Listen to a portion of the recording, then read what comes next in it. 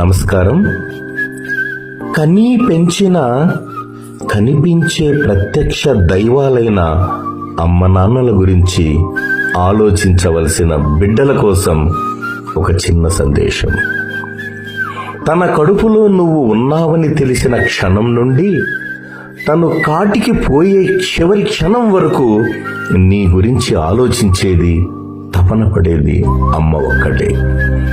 తొలి అడుగులో తడబాటులను, బ్రతుకుబాటులో పొరబాటులను సరిదిద్దేది అమ్మ.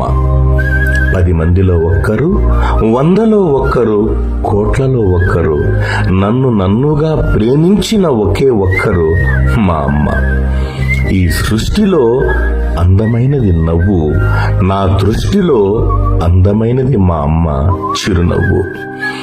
తినడానికి 3 రొట్టెలున్నప్పుడు, తినేవారు 4 తనకు మాత్రం వద్దని చెప్పే వ్యక్తి తప్పకుండా అవుతుంది అమ్మ.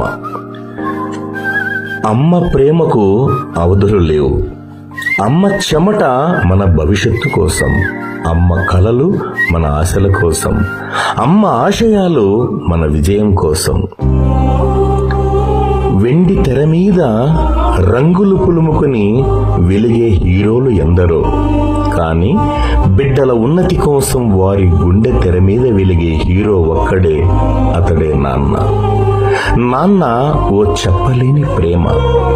కోరికలు కోరే కొడుకు స్థానం నుంచి కోరికలు తీర్చే తండ్రి స్థానానికి వచ్చినప్పుడు తెలుస్తుంది, కోరిక తీర్చలేకపోయినందుకు నీ తండ్రి ఎంత కుమిలిపోయేవాడోనని. 3 రోజుల్లో ఈఎంఐ ఉందని గుర్తుకు వస్తే 3 పూటలా ముద్ద దిగదు. అలాంటిది నా చేతులకు శ్రమ తెలియకుండా, నా అడుగులకు అలసట రాకుండా 25 ఏళ్లు పెంచిన నీకు పాదాభివందనాలు నాన్న. జన్మనిచ్చిన అమ్మ, జీవితాన్నిచ్చిన నాన్న. మన సంతోషంలో తన సంతోషాన్ని వెతుక్కునేవాడు నాన్న. తండ్రి ఉన్నంత వరకు ఎన్ని బాధ్యతలైనా, బరువులైనా మన వరకు రావు. ఆయన లేనప్పుడు నీ వద్ద ఏమున్నా, నీ చుట్టూ ఎంతమంది ఉన్నా ఆయన లేని లోటు ఎవ్వరూ పూడ్చలేరు.